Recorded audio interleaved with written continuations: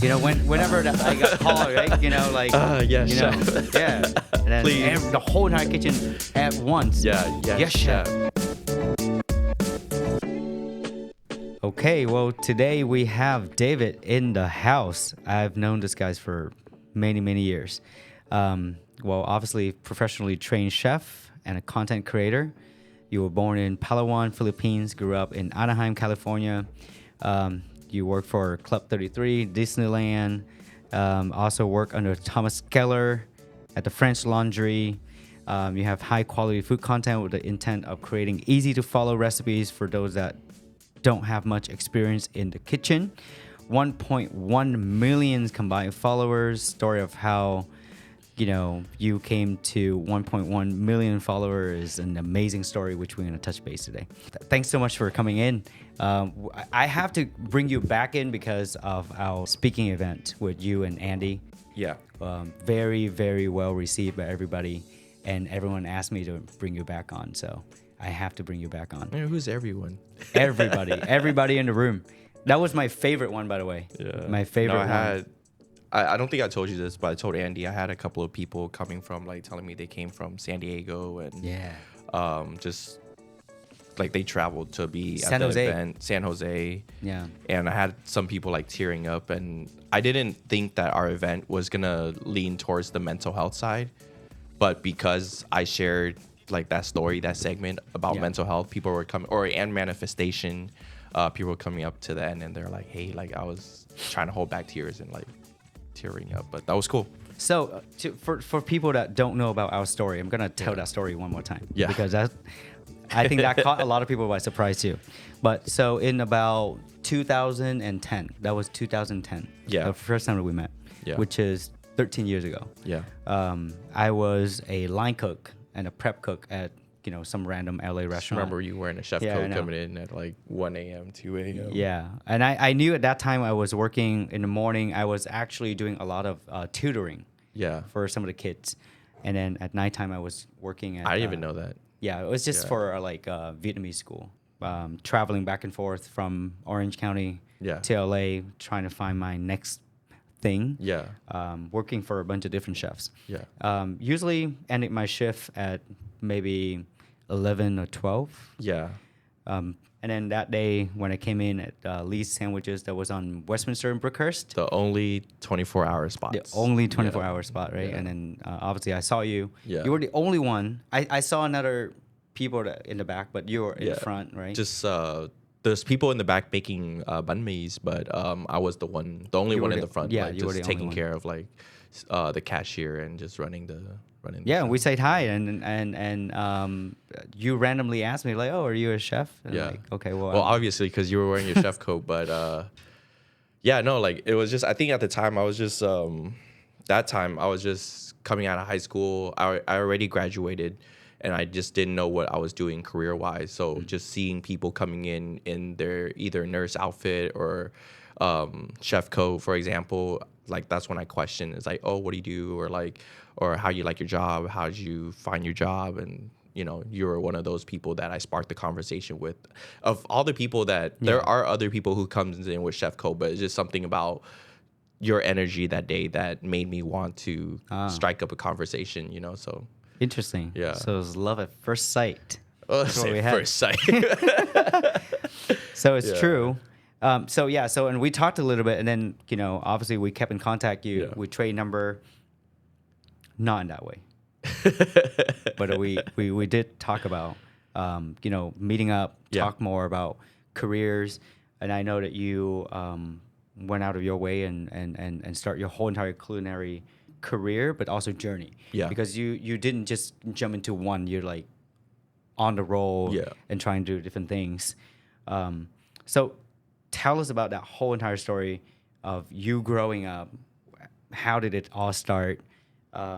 Why restaurant industry? Why a chef? And now why content creator? Yeah. So in the panel, you learned that my parents were refugees.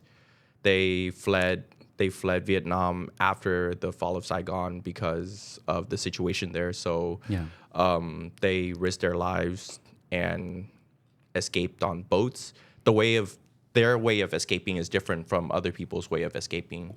Other people were rescued by, helicopters and, the U.S. military.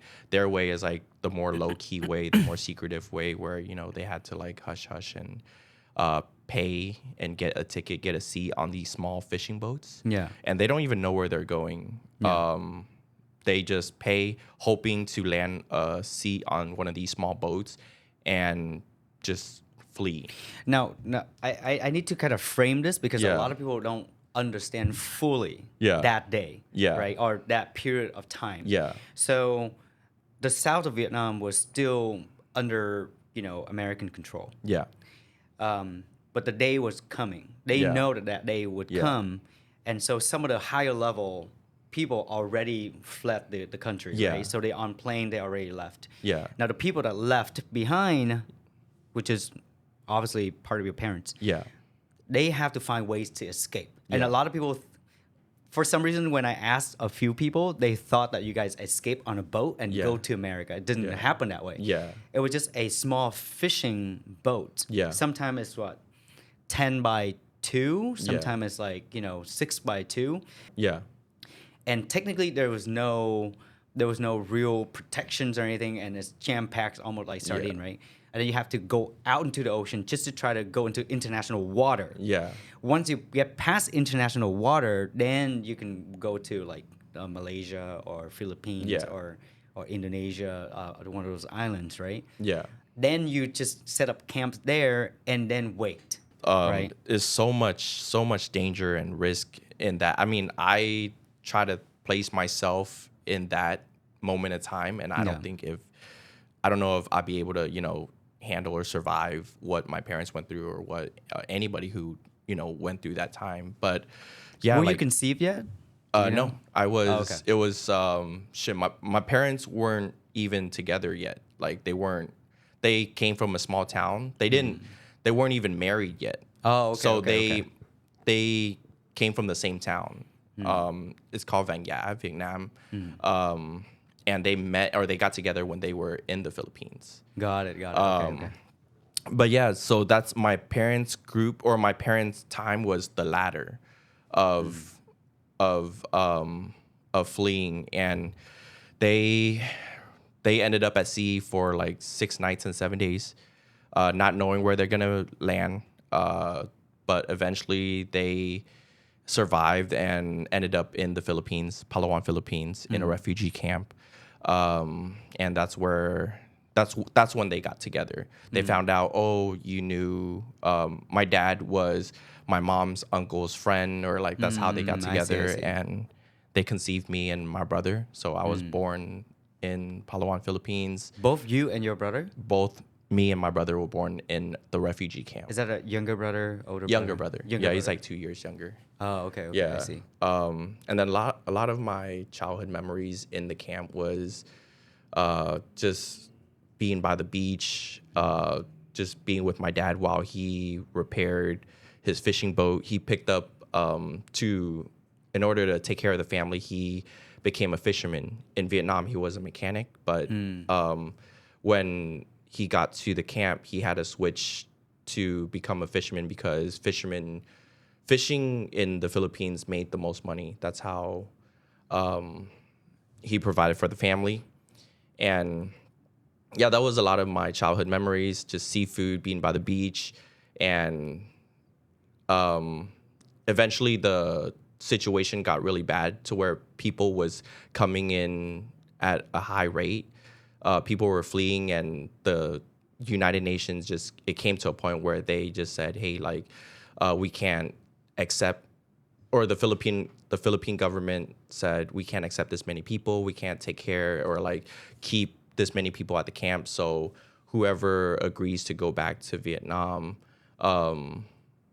they opened up a program later that whoever agrees to go back is eligible to be interviewed and go to the States. Right. Most people flee, go to the camp, and then you go to Australia or like a different country. But in my parents' situation, I guess technically it's deportation, but we got sent back to Vietnam. Yeah. So because my mom and dad didn't see a future for my brother and myself and my younger brother in the Philippines, they agreed. So after 6-7 years in the Philippines, they already established a life and built this family. Now they agreed to go back and Got start all over. So at the age of 8, when I was 8, we went back to Vietnam. So for 8 years, you lived in a camp. 5 years. So 5 years. 8 was when I came to the States. So 5 years I lived in a refugee camp. Okay, Or I so grew 5 up in a years. refugee camp. Come back to Vietnam. You Yeah. lived for another 3 years. 3 years. Yes. And then by 8, you were here. By 8 I was here.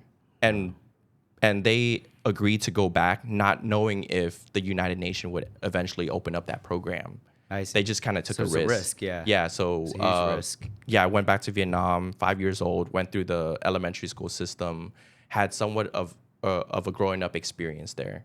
So Can you read and write Vietnamese? I could still read, write, Right. speak fluently. Wow. Something that the people online don't know, but it's something that I still can do because I went through the schooling system there. Let me ask you this Yeah. question. So I know that people that born there have some sort of connection. So you technically only lived 3 years in Vietnam. Yeah. When you actually have a good understanding, Yeah. and like really going back to explore yourself, Yeah. like the trip that you take that changed you, and really hit you hard. Yeah. Not the younger trips where like you kind of like try to break through it. Yeah. But more like the trip that, you know what, I'm gonna go back this time and I want to explore and I want to feel it for myself.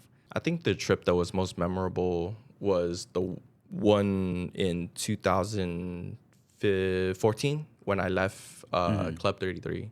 Oh, okay. That time was I was an adult now and I was able to think and like How old were you? 23 or so. 23. So yeah. you fully developed this Yeah. kind of idea. Yeah, like a mindset, like an a idea. mindset. Yeah. How did that feel for you, that trip? Technically no, because No. I already grew up and spent, from 8 to 20 something, I was already growing up here. So this was my definition of home. But I see. that's the hard thing, right? It's like Yeah, you right. grew up from 5 to 8. This was my home, right? Yeah. In Vietnam. And then all of a sudden my life got uprooted and then parents like, oh, we're going to America.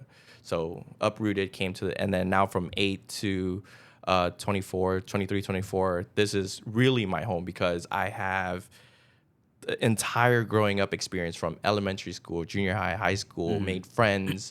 So it's kind of hard, right? It's like, where is home? But Yeah. I think if you ask me now, it's like home, I have 2 homes, right? Orange County is home, but Vietnam is also home. But to answer your question, that trip specifically didn't really feel like I was coming home, but it did make the biggest impact because I was on a mission to study Vietnamese cuisine. So that's why it's like it had a bigger impact. Yeah. I think for people like ourselves where we technically cannot call one place just home. Like, Yeah. I always want to ask that question, like, what feels like home to you? Like I totally understand where you're coming from, and I do get that too. Yeah. Yeah. And so now that you're here in the US, you're 8 years old, Yeah. right? You going to school for the first time. So you didn't learn English before that, right? So you No. came here, Yeah. kind of break right in. No English at all. Okay, tell me about that. Yeah, I'm still Like elementary. I was in 3rd grade while I came, entered the elementary school system. Back then, we had to be picked up by yellow buses, and Yeah. just knowing to get to a bus station was a challenge. Or we lived in a small, tiny apartment in Anaheim. Anaheim.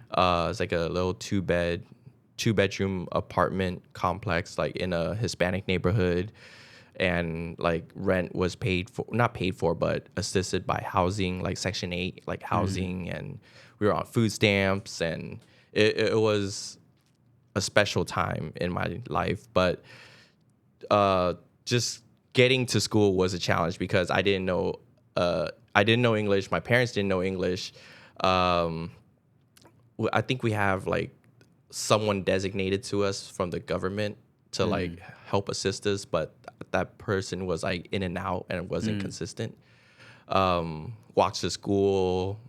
My most memorable moment was like just being picked on. Like just like Hispanic kids would see you and they're like ching chong, like they like kids at that age they Yeah, don't know, you know, yeah. and so like they just didn't know. So I entered the schooling system at in third grade. Picking up English was a freaking challenge Yeah, I know. because here I am just reading, writing, speaking Vietnamese, did really well in the Vietnamese schooling system. Even spoke at a award ceremony on a podium, like at that Wow. age, at 7 years old. Like I did really well, but coming over here, like it was just so alien and new. But eventually, I did learn English, like I think just as the years pass, as I converse and as I, go through the motion of being in school, like I picked it up. I think one thing I pride myself on is that I'm a quick learner and I'm able to adapt really well very quickly. So I think that's how I learn. But yeah, but I feel like because of that struggle with learning English, everything else suffered because of that. My schooling suffered because of that. Like I wasn't good with math. I wasn't good in any other topics. Like learning English was my main priority. Yeah. Fitting in was another priority because it's like you're this kid who don't look like everybody else, who don't eat the same food that everybody does, or in elementary school. So it's like, oh, how can I fit in? Everybody was playing Pokemon or whatever. It's like, oh, mom, I want to play Pokemon. Like, you know what I'm saying? It's like, it's tough having a kid experience at that age. But so my education suffered going into junior high school. I only did enough to, graduate. Which high school did you go to? I went to Savannah High School Savannah? in Okay, Anaheim yeah. district. Yeah. I think all throughout my life, like military had was present in my life. Like even my first experience with military was in the refugee camp in the Philippines, where there's constant like riots and like military had to be present to keep people under control. And just seeing that, I think influenced my life to like later join the ROTC in high school, because I learned that if you join ROTC, you join the military, they'll pay for your college. Have you ever considered joining the I military? did. Yeah. So I don't think I've spoke about this public, but I did. My goal was to join ROTC for 4 years, enlist, join the Navy, and enlist as an E3, which is like a higher rank, only because they'll pay for my college tuition, right? So that was my intent, like all throughout my high school career. Did you talk to the recruiter? I did talk to the recruiter. I took the ASVAB. Oh, wow. I did Okay. all of that. All of that. And But why Navy? Just something about your parents being boat people. And You're right. growing up by the ocean, and like that had a strong influence on me. Like I could have joined the Air Force, I could have joined the Army, but just something about sailing and just being in open waters and just being associated to, the ocean. Like it was like ingrained in my DNA or something, So yeah, like after high school, my intent was to join the military. But during the time, going back to earlier of like the topic earlier of like, trying to fit in, trying to make friends, I hung out with people friends who weren't a good influence, and I did get in trouble with the law to where it affected my military career. Yeah, they said, oh, because this happened, you can't join. And you were 18 at this time, right? I was 18. I was an adult, like, so you can't join the military, right? So, and then that's when I was working at Lee Sandwich, right? And that's where we met.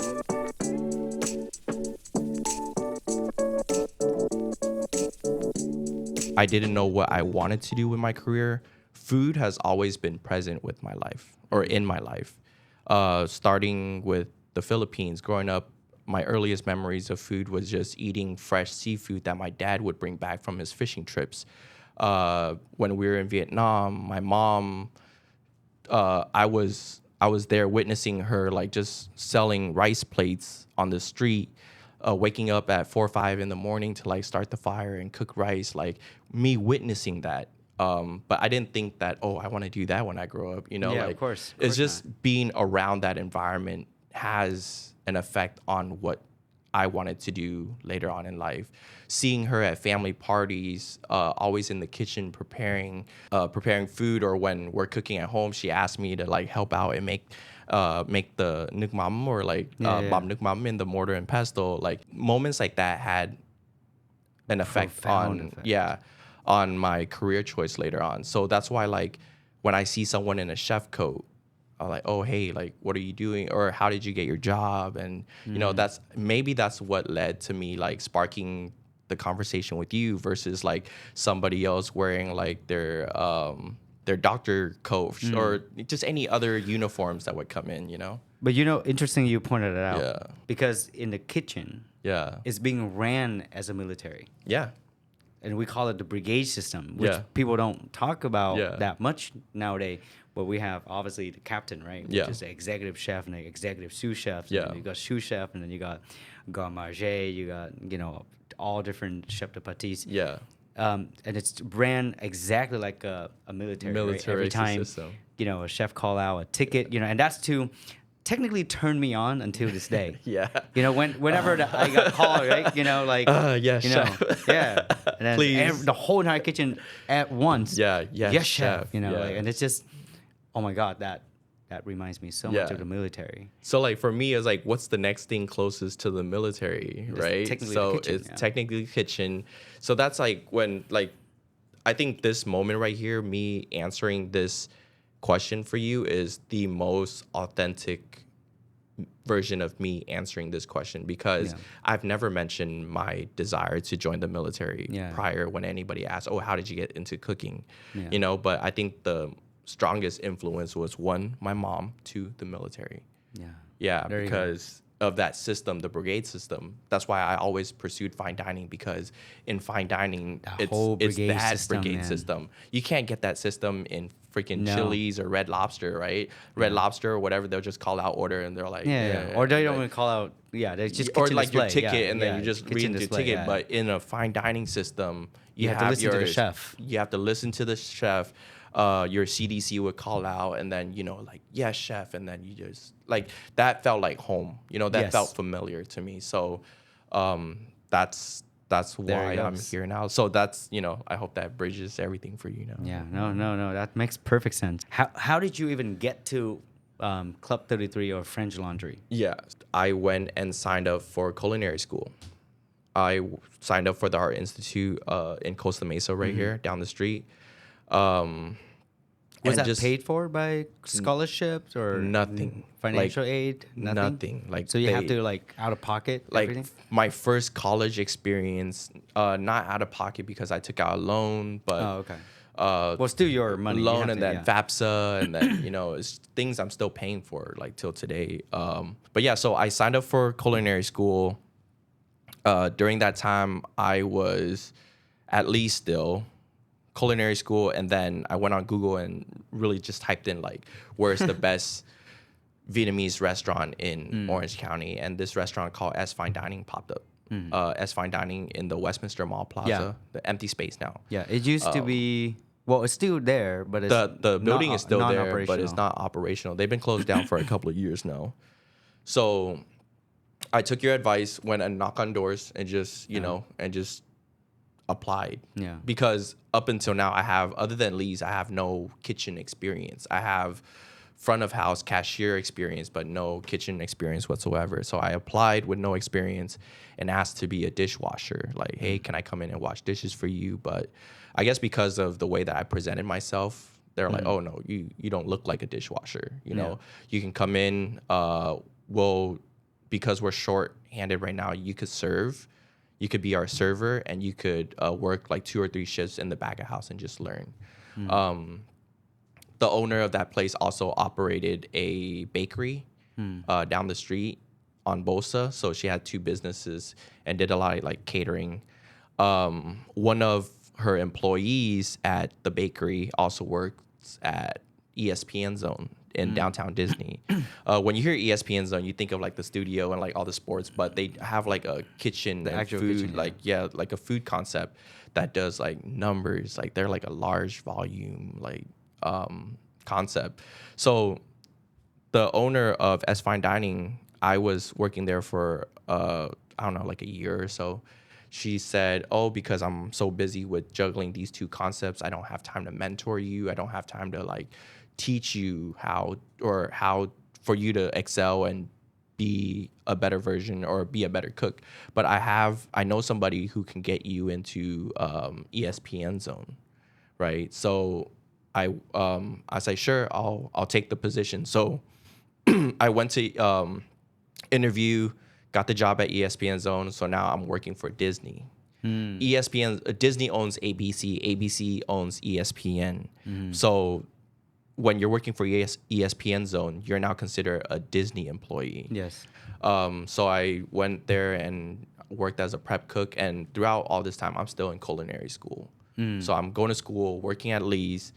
So you never went to college, really? Never really went to college. Got it. Yeah, because I don't know, just You just wanted to go into the military, but then just that well, fell off, and then I wanted to eventually get to Eventually, college. yeah, because the military will pay for you. Exactly, because Yeah. like just hearing like, oh, I have to pay all this money Yeah, for college is just intimidating, you know. Yeah. So I went and worked for ESPN Zone. I was there for 2 years or so, and one night one of my sous chefs said, "Hey, there's a position open at Club 33. They're going through a remodeling process and a new team building. Like they're putting together a whole new team. You should try out for it."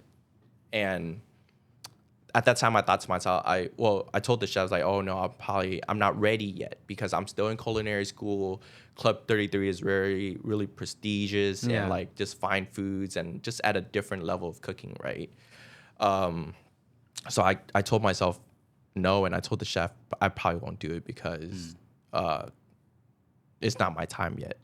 But somehow that night I went home and I just like, you know what, like regardless of if I'm ready or not, I'm still gonna do it just to learn, just to see. Yeah. I'm gonna apply and see where it takes me. So I did. I applied. Their interview process was like crazy. There was like 4 Really? interviews, 5 interviews. First was like personality, see if you're like the right fit. The second interview was like, okay, what are you doing now? Asking about food trends, like see if you're like just really about cooking, if you are who you say you are. And then I think their last interview was a mystery basket, like coming in, here's a pantry of ingredients. You have 3 hours, give us 3 courses. And as a kid in culinary school, like, damn, like, what do I make, you know? Yeah. So went in. What was it? What Did was the in the mystery basket? They had New York halibut available in the pantry. I saw rice paper. So for appetizers, I did a fried halibut spring roll Okay. with nước chấm that I put together from, you know, like the 3 crabs that was available on the table. And for the entree, I did a rice paired with shaking beef. You know, just things I was familiar with because I didn't want to do anything crazy. But dessert was something that I was learning in class already at culinary school, was puff paste, cream puffs. Cream puffs filled with pastry cream. Okay. But I made it with by hand. They didn't have a mixer available. No mixer. I did it by hand. But yeah, so I did the mystery basket. The critiques were not bad, but not good either. Yeah, the main chef, one of his comments were, if I was hosting a dinner and invited my friends over at home, like this would be like, this would blow people away, you know, like just this meal alone would blow people away. But cooking at the level that we do here at Club 33, like this is not what we're looking for. Like this type of food, it was like my plating was very simple. It was like rice, shaking beef, and salad. That's it. Like it wasn't like, you know, the fancy plating that I do now. But what was impressive to him was making the cream puffs by hand. Oh, okay. Yeah, like he said, there's no way you made this by hand. Like usually people make this in a mixer, you know. Yeah. But yeah, so at the end, like even though most of the critiques were bad, I thank the panel for their feedbacks, and I was just humbled through it because I was proud of myself because I took a risk and I did it, and I told them like, hey, regardless if I get this job or not, like I'm really grateful for this opportunity to just come in and cook for you guys and just learn the process, you know. So that was that. Left, wrote them a thank you card, and just left a thank you card and just left. And then I think 2 nights later, I got the call, and that's when I got the job for Club 33. That's really cool. Yeah, Which position? Komi. Komi. Yeah, Okay. Komi, So prep cook. prep cook, yeah. Started at well, technically not the bottom. There were like dishwashers. Yeah.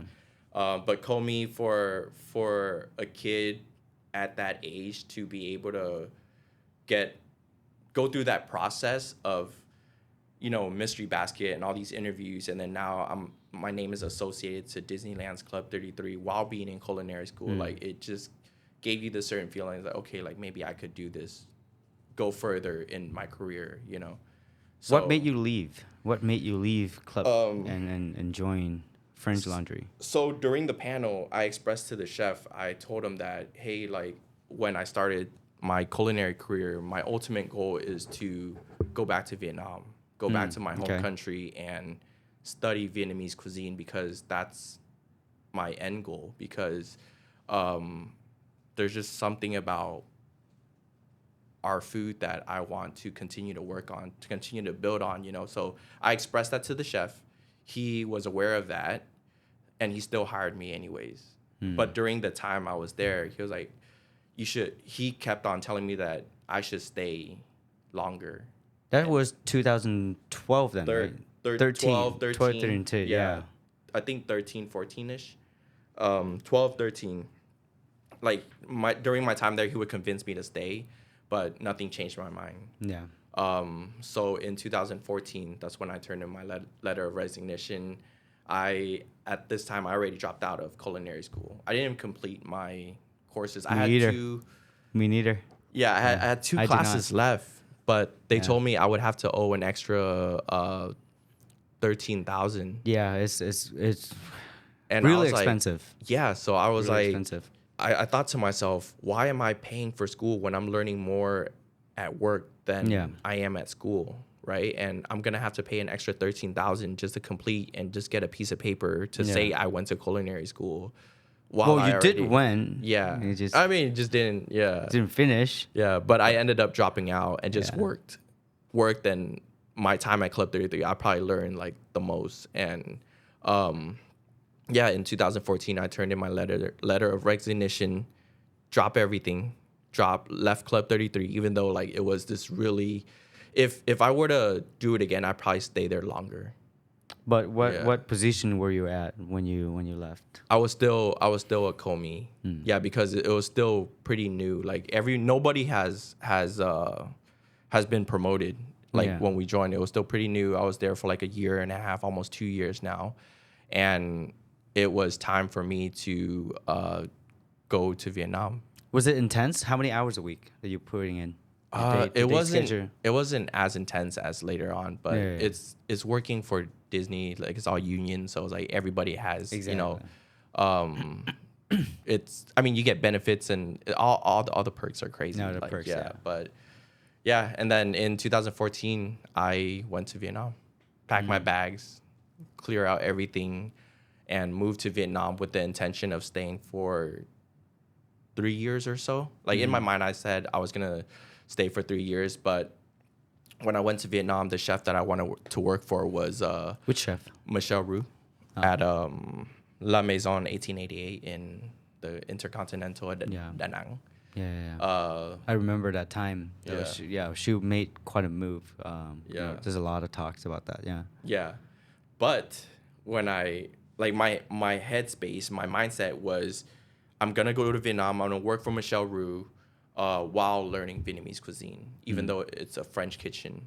But when I got there, Michelle and his team left.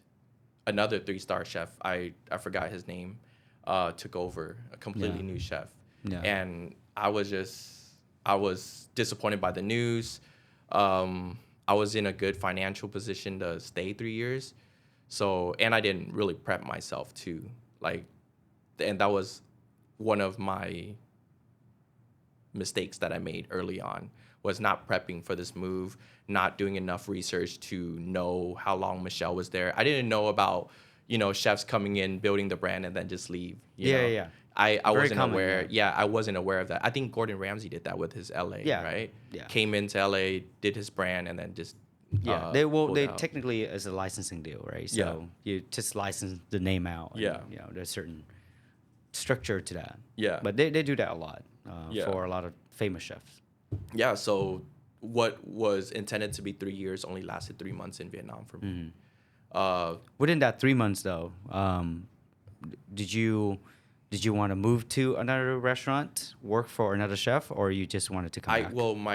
Well, back then we didn't have Instagram. We didn't have we had the internet, but it wasn't like I wasn't aware of too many chefs of who was doing what in Vietnam, you know. And I'm sure back then, what was that, like almost 10 years ago? Yeah. The food scene in Vietnam wasn't like it is today. I think there's one point that you didn't touch.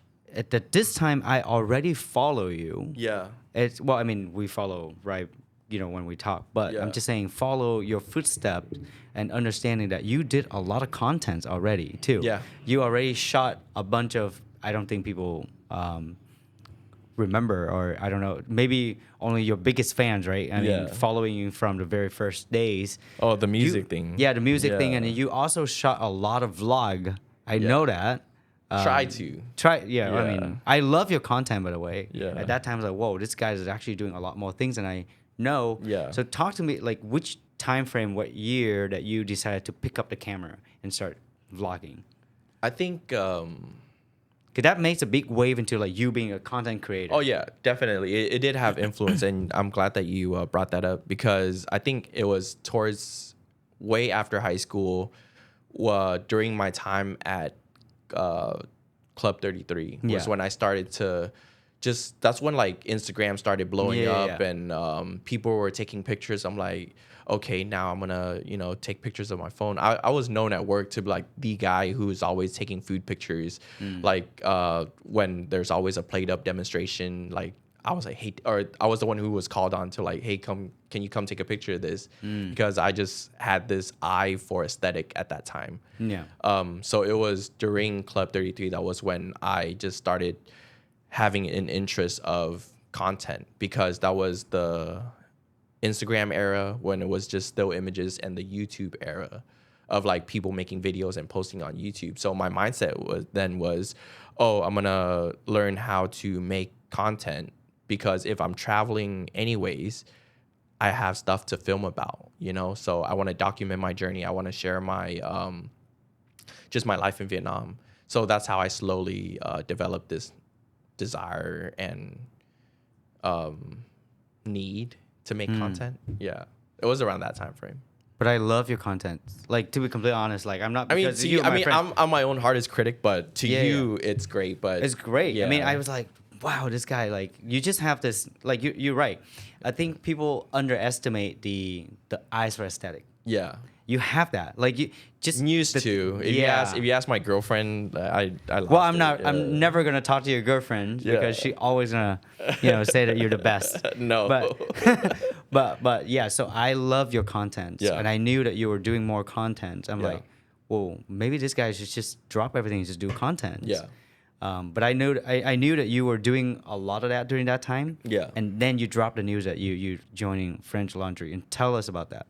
Well, for you and I, we went a small amount of time of not talking to each other, because I think at that time you had Soup already. You had Soup Noodle Bar. 2014. Life was busy for you, and I was on the line. Yeah, I was on the line. Yeah. I was moving around doing the Vietnam thing, but I think a good chunk of things happened that you probably don't know about. So after Vietnam, so prior to the French Laundry, yes.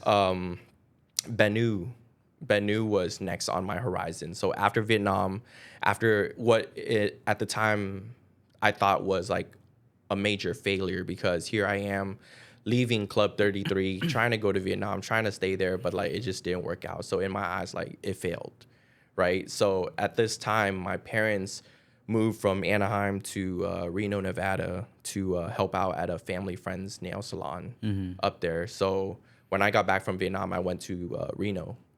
And at that time, I was already starting like this, having this depressive mind, like state of mind, where like, damn, like I'm chasing this thing, but it's not happening, you know? So my next thing that I was chasing was, okay, if I want to work for the best, or if I want to be for the best, I have to work for the best.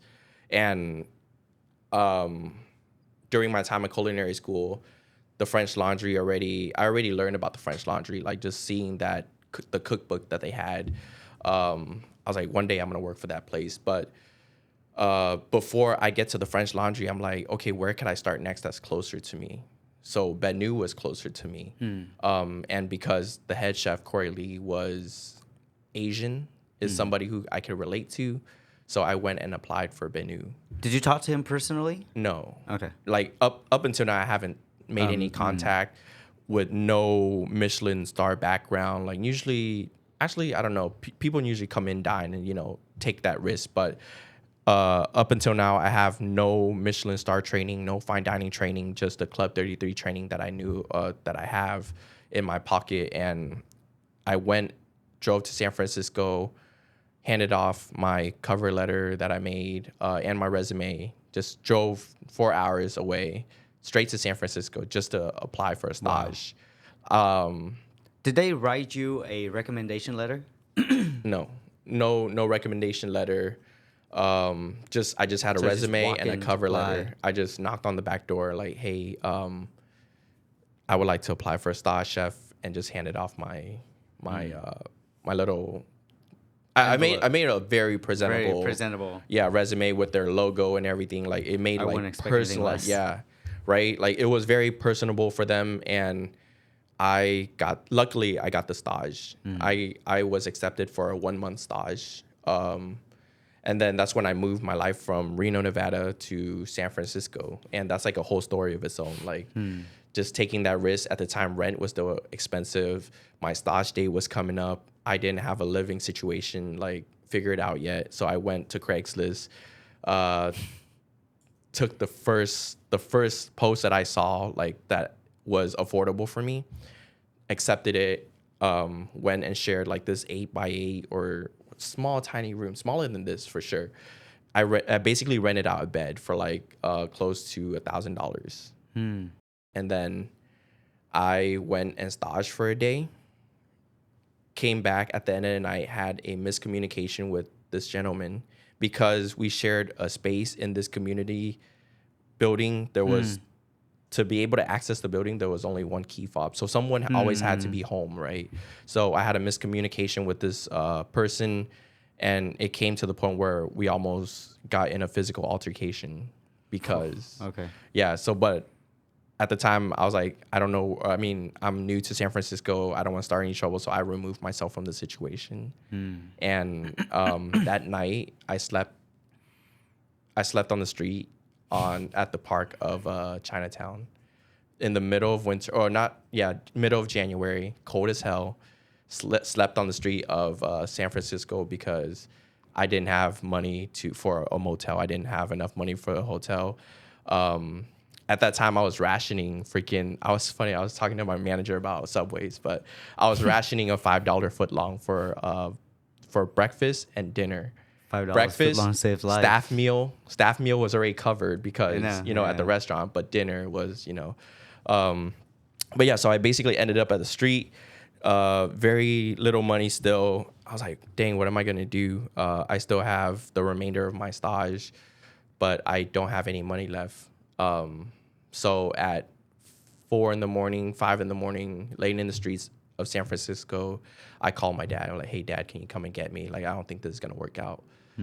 Dad drove 4 hours through the snow with my sister, came from Reno to San Francisco to get me.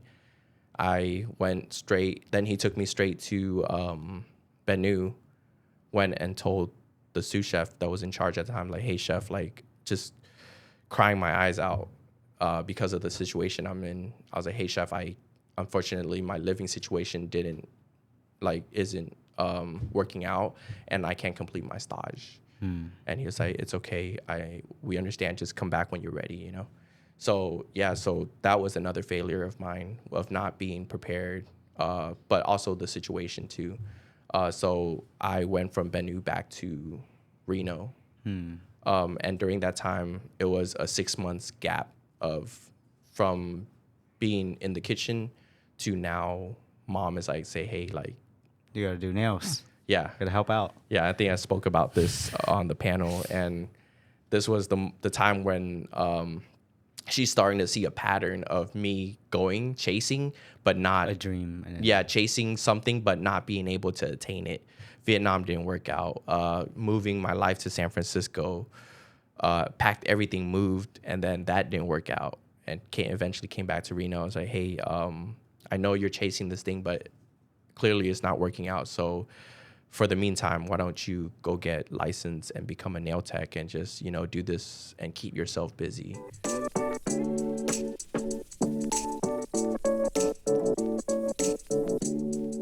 Yeah, so I was doing nails for some times, but there was still that burning desire to chase my dream, cook and work, like cook in a high level kitchen, right?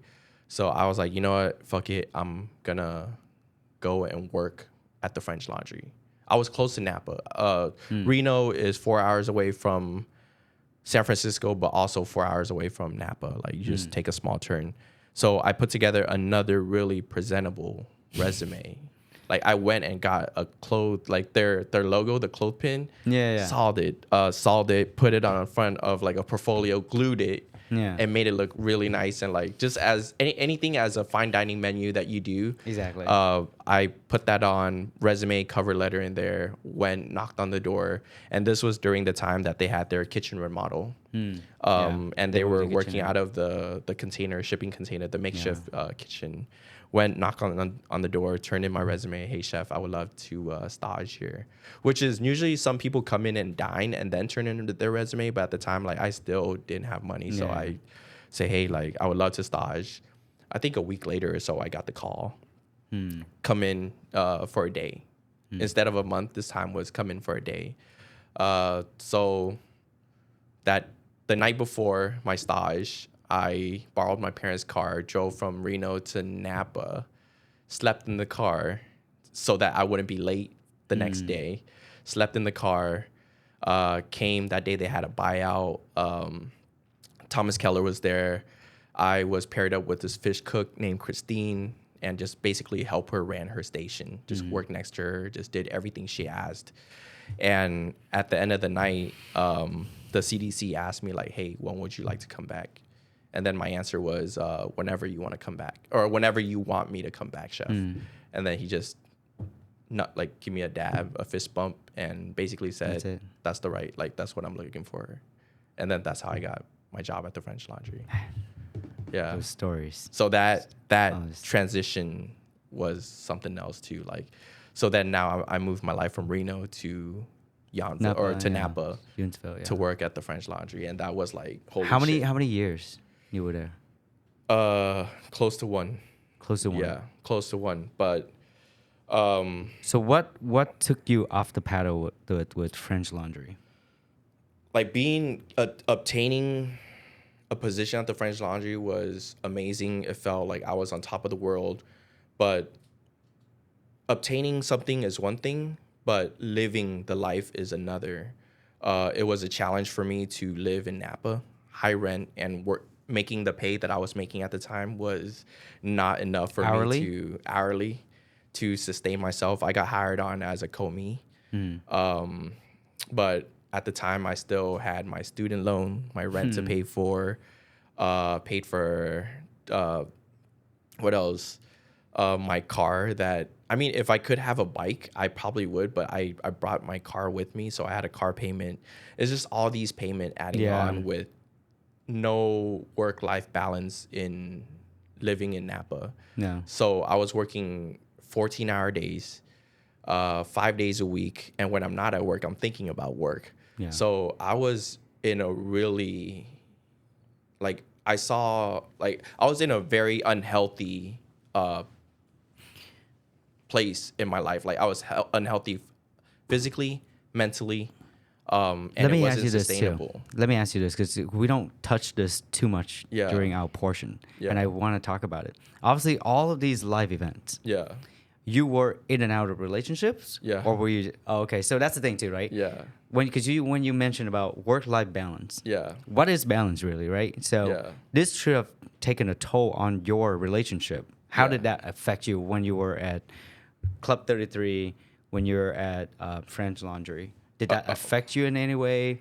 Did they follow you? Did they come visit you? Do you have to drive to them? How did it work? And did it, Yeah. Well, in terms of a relationship, I knew that I was gonna be able to maintain a love life with a partner. So from Club 33, I had a girlfriend during my time of Club 33, but after that, I went for a long time without a girlfriend because I chose the culinary life over my love life. So, but when I'm talking about work-life balance, I'm talking about like there's no time for you to just hit the refresh button and just do something else that is not work related for you to just take a quick breather to get back in. And it's constantly thinking about work, and cooking in that high level of a kitchen is like when I'm not at work, I'm thinking of like, oh, on my days off, I'm like, okay, what can I do to improve, be quicker? How can I get my prep list done faster? Like it's just constant. And when you think you got one thing down, something else comes and gives you a new challenge. So it's like just constant. Yeah.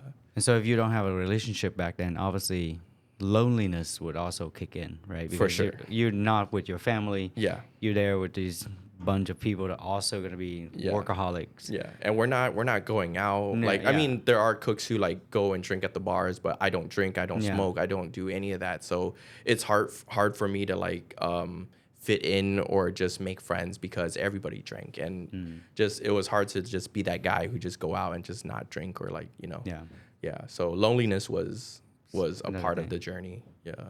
And then French Laundry ended. You handed in your resignation. Yeah. Right toward the end. And what was the plan then? So the intent after leaving the French Laundry was just Take a break. Just take a break.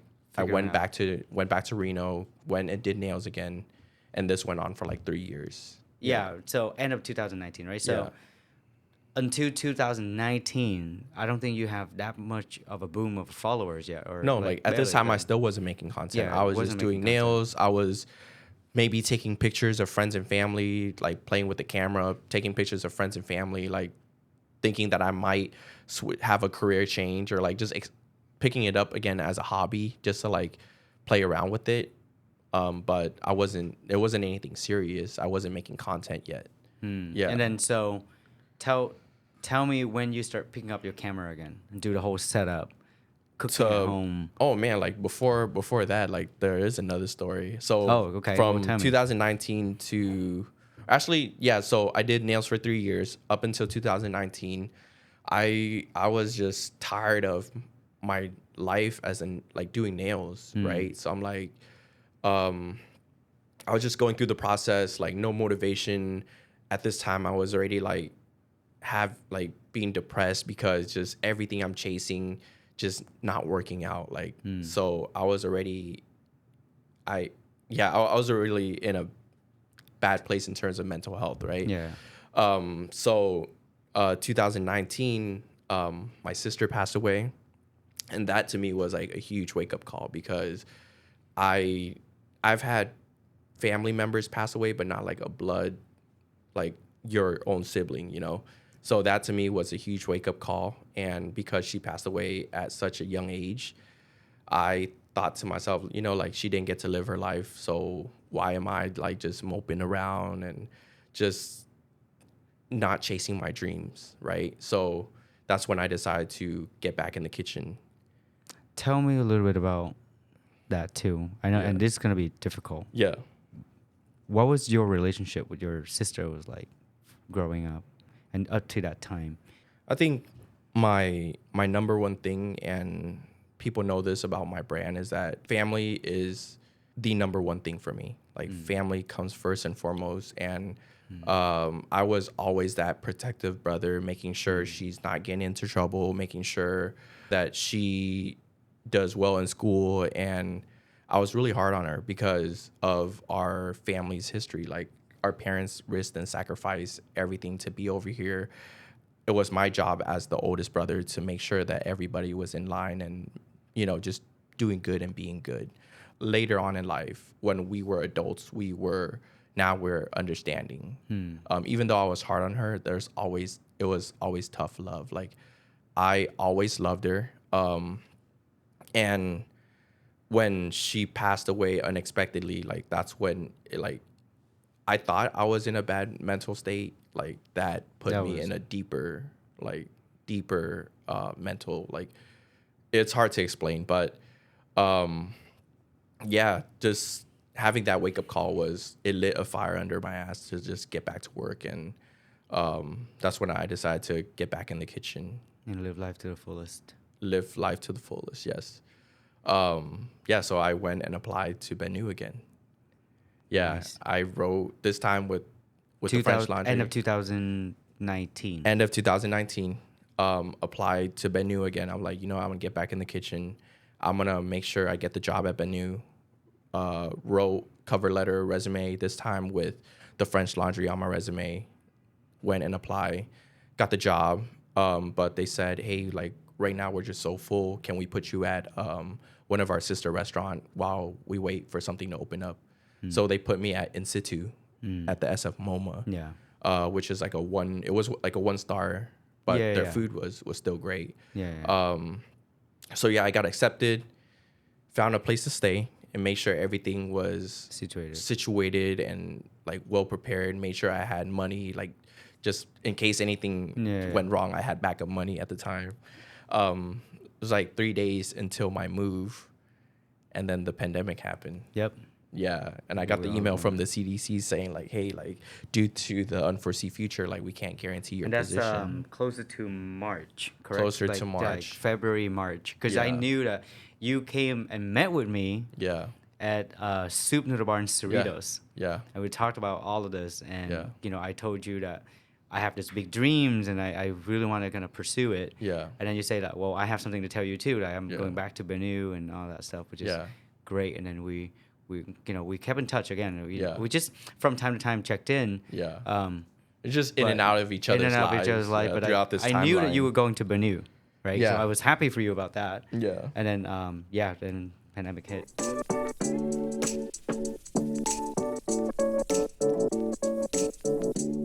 And then the pandemic hit, and then that's when everybody was locked down. Nobody's working, and I'm here still like, damn, like still in an unhealthy mental health, like like just things not working out my way, But during this time, while everybody was at home, they Instagram launched Reels, IG Reels, and because I was at home, I was bored. Just seeing everybody making food videos on Instagram, on TikTok, I was like, I could do that too. I know how to play with a camera. I know how to cook, so I just started putting together videos. Yeah. And when I first started, I think I was from 700 to like later on, I was like 1,500 when I first started out. And back then to grow on Instagram, just even like 5 people was like unheard of, Yeah. I released 1 video, did nothing. 2 videos did nothing, and then 3rd or 4th videos, I think the video that popped off for me was how to make crispy prosciutto, and that went really viral. Like it did 1 million something views, almost 2 million, I think, and then that took me from 1,500 to 5,000 followers. Now, were you paid yet? No. Not yet. Yeah. So at 5,000. At this point, like this was nothing. No one's. I mean. Now you can probably as a UGC creator, but no one back then was making money off 5,000 followers. Yeah. So from 5,000 followers, I'm like, okay, this is crazy growth. Like, and I like the feeling like I'm cooking again. and I'm doing content. So I'm like doing all these things that I had interest in. Connecting the dots. Yeah, so Looking backward. yeah, content I wanted to do before. Cooking has always been in my life. Food has always been in my life. I'm doing all these things that made sense. So content made sense. And people were still locked down. Like we were locked down for a good amount of time. Yeah, so I just kept continue to feed the algorithm from 5K to 10K, 10K, the end of the week, 20K. So it just kept growing like so crazy. And I told myself if I could just end the year with like 5K, I'll be happy. Yeah, when I had the first growth. But I ended the year with like 100 and something followers. Wow. Yeah, so that was when like, oh snap, like this is going somewhere. And the first deal I got was working with Lee Kum Kee. Oh, was wow. like it wasn't a brand deal. It wasn't a significant amount, but it was a brand deal to where okay, like I can make money from this. How did they connect with you? I had some other creator friends that I met at the time within the community. So it was towards the end of the year, and they wanted to do like this Christmas collaboration with Lee Kum Kee. So we did like a group project, and I mean it was my first and smallest brand deal, but it was a paid gig to where I'm like, oh, maybe I could do this for a living to where I'm consistently getting paid. So that led to the later year, and then it just kept growing after that. Out of everything, what's your favorite brand that you've ever worked with? Obviously, it's tough because it's been a good amount. I think probably it's a brand called Kikuichi. It's like a Japanese knife company. Yeah, you talked about that. You talked about that. Yeah. I like your contents for the night block. Night block was cool. I love the night block content. Yeah. But yeah, I mean, and that's now you're at like what? How many followers you have right now? Like over 600. Over 600. Yeah. Crazy. 600K. Now that's on Instagram, and then YouTube. YouTube, I haven't had too much of a focus on, but YouTube right now is at 40. Do you do your reels and then port it over to shorts? Yeah. So I create my reel. That reel gets posted to TikTok, Shorts, and maybe Facebook Reels. Yeah. But it's just all these it's creating one video and just posting across all platforms. And your TikTok is also growing. Yeah, it's over 500, but TikTok is, I don't know. It's also a different algorithm and different algorithm, but it's less significant to me because it's just different platforms have different communities, and I feel like TikTok, like the community on there is not as supportive as the and also Instagram. Engaging, right? Yeah, I feel like engagement is very different. Yeah. But man, that's kind of comprehensive story of your life. I mean, I wanted to talk about this for like a whole hour. Yeah. But I knew that on a panel, I only have like 7 minutes. Oh, for sure. Yeah. I think like to be able to dive in really deep and talk about my time sleeping on the street of San Francisco or like, I didn't think we had time for that. And yeah, just giving people like a glimpse I think that was more than even me, like I didn't know a lot of the stuff that you told me today. Which is interesting. Yeah. It almost felt like a movie flashed, like in front of everything. Yeah. I wish I had documented the whole situation. But it's something that I do regret is like not having footage of myself in that moment, because it'd be cool to just play that image, play that video, and just do a voiceover over that moment in life, like what it was like to, work at the French Laundry, or like just, juggle life and doing all those things. And funny you bring that up. I only have like a few photos of me, like sleeping in the car and like in the back of the kitchen and stuff like that, but it's not a footage, just a few photos. But I'm lucky enough to still have like maybe 2 or 3 of them. But one of the biggest reasons why I launched this channel, this podcast also, is because I wanted to take a moment and talk back to the people that, brought me to today. And so from just this conversation, it brought back so much memories of how we even met, and then our whole journey, and then checking in with each other's life. And man, I wish we would have gone out of our way to take more photos, Oh, for sure. Yeah, Yeah. to record footage. Yeah. And so taking this opportunity to do content, and I don't care if just like 5 people are gonna subscribe Yeah. to this channel, but it's gonna be for me, hopefully for someday my look kid. back on. Exactly, and Yeah. then also for my kid. Yeah. Listening to these kind of stories, Yeah. and the people that very closely related to me or obviously inspire me. But yeah, so thanks so much for the whole entire You're story. welcome. And then, I'm man, glad. I'm glad I'm like able to share it and Yeah. able to share that with you. Like I feel like because we were like in and out of each other's life, Yeah. like we didn't have, and plus you were so busy with all your concepts. I think like throughout the whole process, like from soup to Pango to Vox, like it was just like we didn't have a moment to like just have hearts to hearts or like just talk and share each other's experiences, Yeah. But yeah, like I'm glad we're here today, and I'm glad the panel happened because that was emotional for people too. So Yeah, that was special in a sense where it's not just capturing your life, yeah, but in a sense it helped capture everyone's on the panel's life. Yeah. Like because we so in each other's life. We're intertwined in some way, yeah. So it's kind of reminded me, oh my God, like, actually there's a few things that you said that I completely forgot. Yeah. And then you said it and you're like, oh yeah, so you talked to me about that. Yeah. And then now it's all made sense.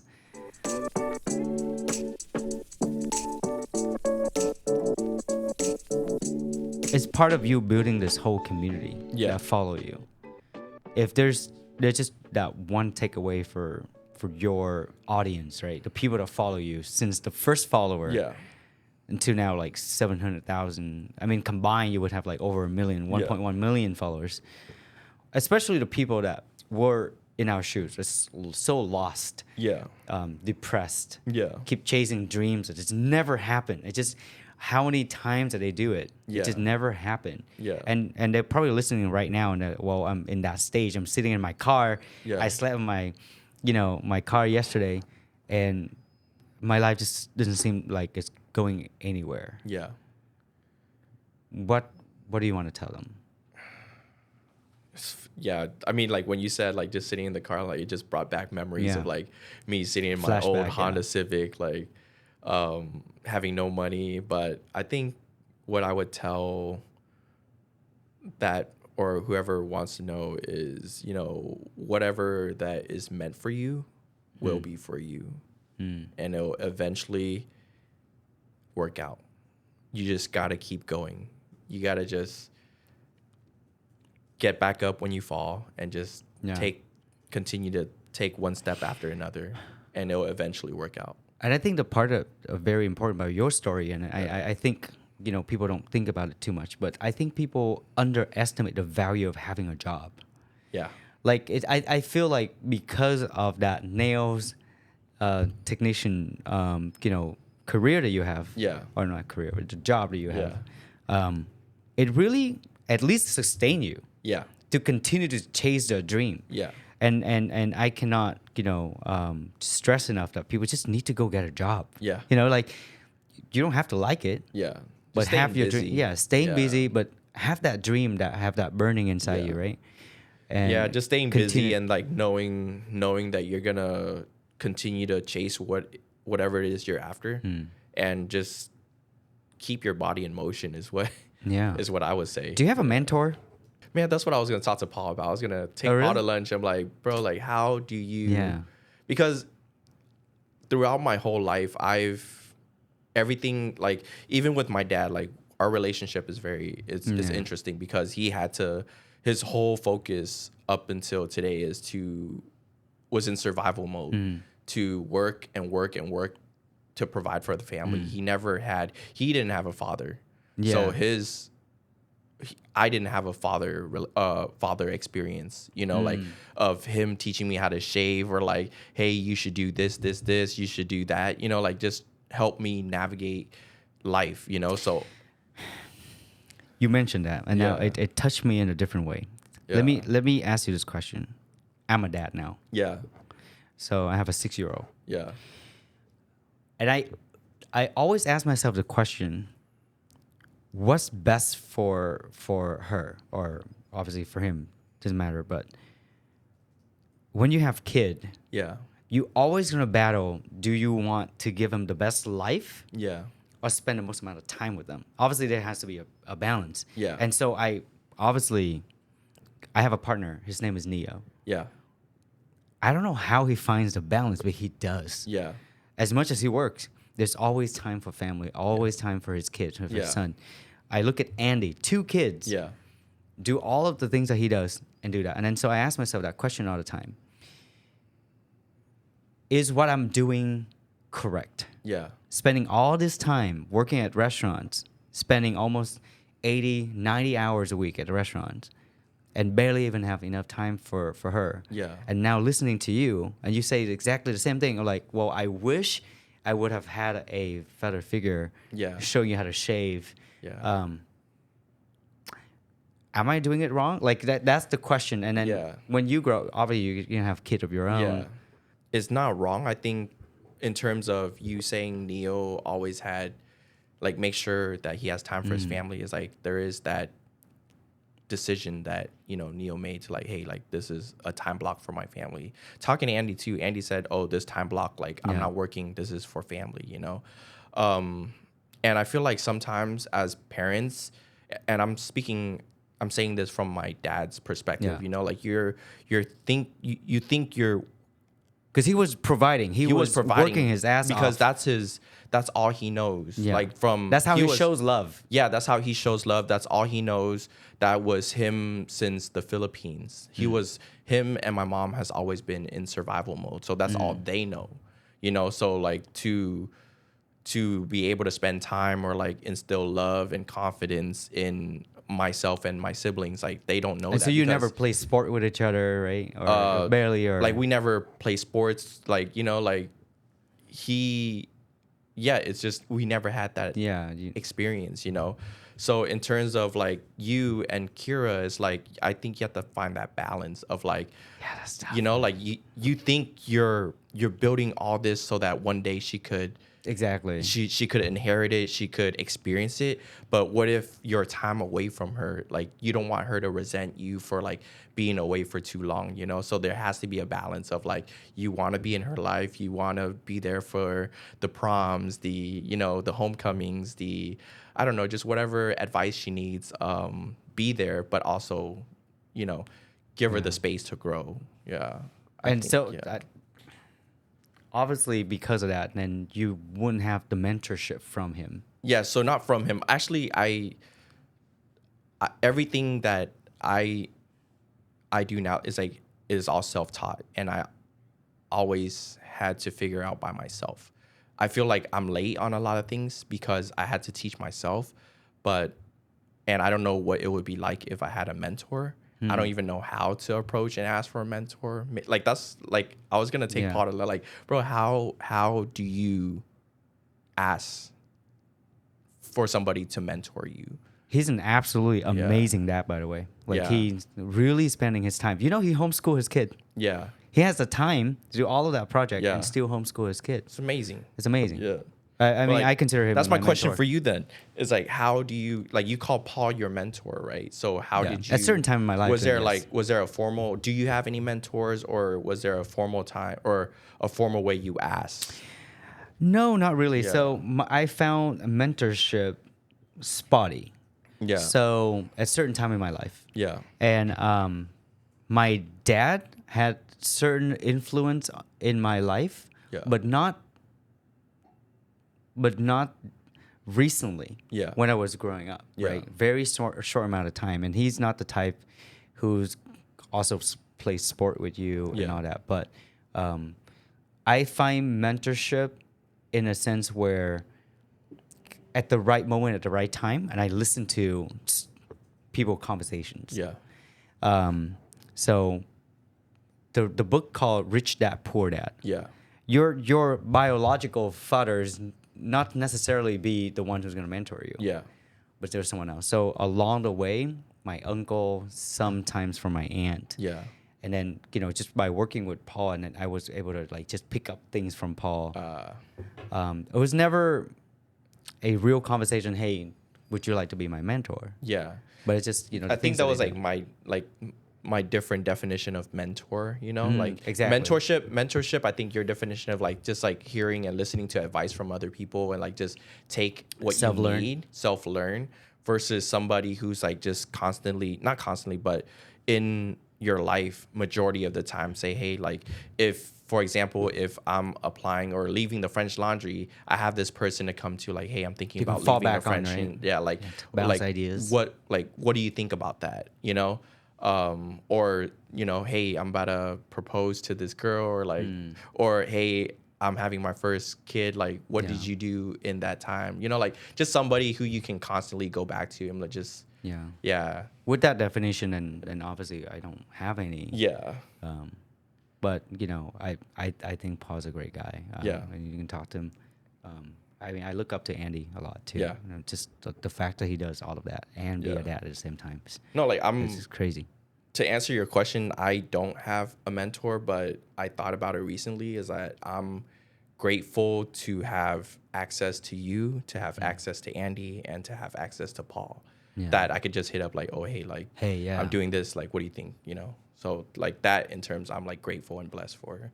Oh, thank you. Yeah. And I check up on you too. I mean, obviously you have every now resources. Yeah. That I don't have. I mean, there's so much more I want to talk to you about. There's so much more. It's just infinite amount of questions I have in my mind. Like I know we're going through not exactly the same, but sort of similar mental stages at different time. Yeah. And a lot of people don't know, but you know, and I wish I had time to kind of talk about the project, but it's essentially all the projects is my mental stage at that time. Yeah. I name it based off of my mental health. Yeah. And it's funny, but you know, it's another topic for another time. All right. Well, that closed out our portion, and I love this conversation. Every time that I meet with you, there's just so much to talk about. There's so many things. Yeah. Well, I mean, we're both chefs. Yeah. But also we love food, and we're like in each other's life. It just feels like you're one of my ex. That we never First dated. at the panel, I'm your muse. Now I'm his ex. But yeah, we're gonna have great conversation, and obviously I'm following you. I'm your huge fan. I can't wait to see what you do next, man. Like, and I'm glad that you're my first guest. Really? Yeah. I mean, I think Nini recorded a few, but you know, we like in this format, this brand, this podcast. I want to bring some of the guests back, but like the first official one that we're gonna fully produce and leave it on the internet. Okay. Man, my first one, and I cannot thank you enough for giving me this opportunity. No, I'm grateful. I'm always happy to come back whenever you want to chat more. But yeah, well, whenever that you have your next big project, I would like to check in. But yeah, thanks so much, man. Appreciate you. All right, love you. Thank you. All right, bye.